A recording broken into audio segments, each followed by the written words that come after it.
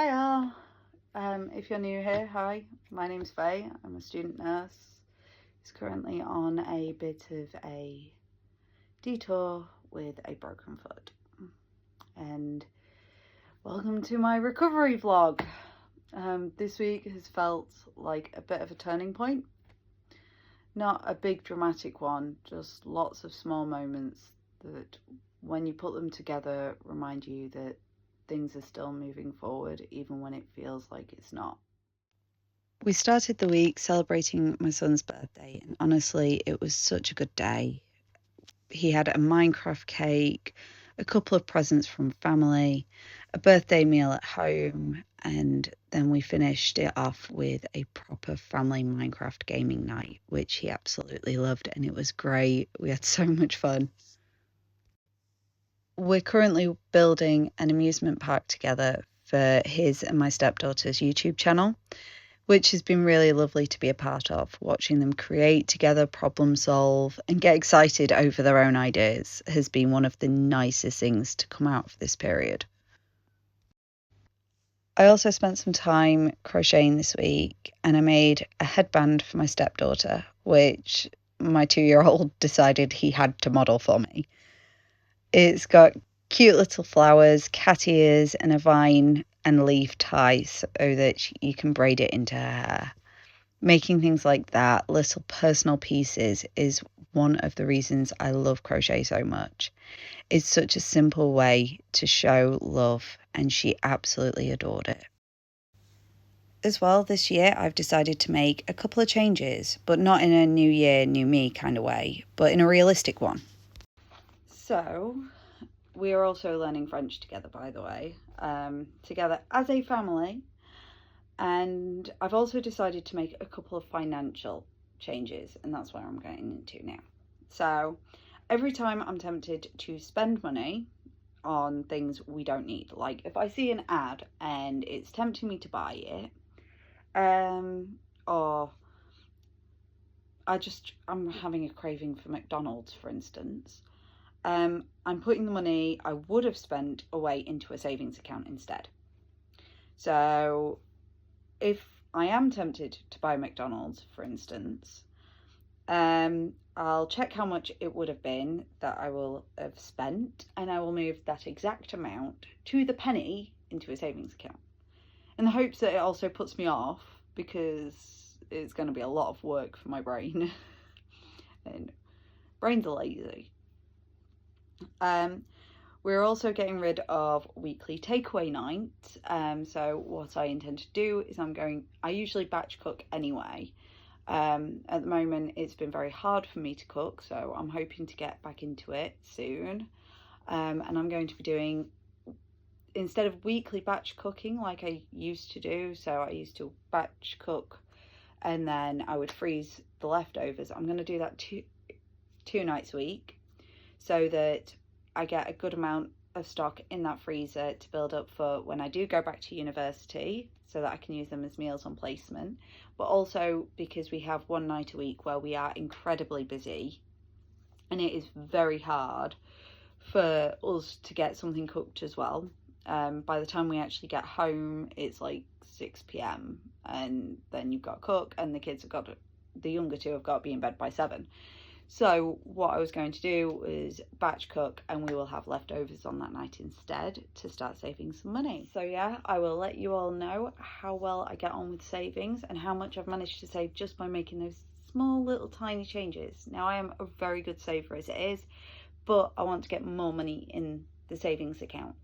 So especially since my accident, our savings have been wiped, so I want to try and get all that back in where it was. So I will let you know how much we've managed to save just doing those 2 changes later on in the year. So yeah. The kids have also been teaching themselves video editing, experimenting with different styles, and making Minecraft videos together. And honestly, if they keep it up at the rate they have been doing, I've got absolutely no doubt that they'll be pros in no time.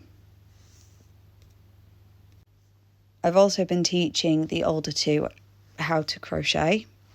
My eldest even came with me to my infusion appointment and spent the time learning how to chain, and he picked it up surprisingly quickly. I was so proud of him. Then there was my last fracture clinic appointment. I finally got rid of the cast, hooray! And replaced with this big bulky boot you can see here. It has been a bit of an emotional roller coaster. I was so excited to get in the boot, and those first steps were nerve-wracking, exciting. I was so excited to get on my feet. I just wanted to try, and it was great. I'm only to weight bear 30% weight at most. But the emotional roller coaster comes in because the consultant has said that my calcaneus fracture may never heal. So it's a boot for 6 weeks, and we'll see where we go from there.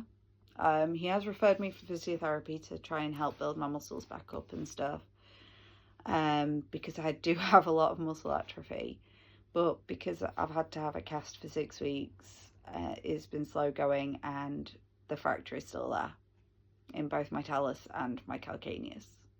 That's my heel bone and my ankle bone. So it's 6 weeks boot. And I thought it was going to be easier to get around. It's not. Not really. It's just as hard. And it's pretty emotional thinking that my calcaneus may never heal.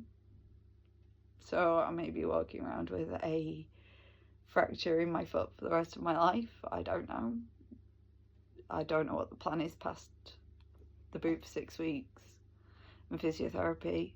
I've known since the accident that both my talus and calcaneus fractures were in what they call the grey zone, which is where there was a possibility they could heal on its own just fine, or a possibility that I may need surgery. And we've hoped that I wouldn't need surgery, but it's looking like it's more and more likely, and I could have some form of permanent disability, which is honestly terrifying. So yeah, it's been a rough one with that, a real rough one. When the cast came off, of course, I had a lot of build-up of dead skin cells. A lot of build-up of dead skin. You can see it floating around in the water here. It's a bit gross, in all honesty. I also had some soft tissue damage at the front of my ankle from the cast, so I had to take care of all that. I did a foot spa soak where it wasn't too hot. Gentle exfoliation of the dead skin cells under my feet, and then a barrier cream to help everything heal properly. Right now, it's about patience and rebuilding, and I just need to keep reminding myself of that. The consultant is also now pretty confident that I have peripheral nerve damage in my hand, and if sensation doesn't return within the next 3 weeks, I'll be referred to neurology. It's not ideal, but at least there's a plan. 2025 certainly hasn't been easy, but this week reminded me that even in the middle of recovery, uncertainty, and exhaustion, there's still learning, creativity, family time, and small steps forward. Even if those steps only feel like a couple of millimeters. And sometimes that's enough. So yeah, that's this week's update. And just remember, if you're going through something rough too, something really tough, you're not going through it alone. So let's get through it together. Thanks for being here. Bye.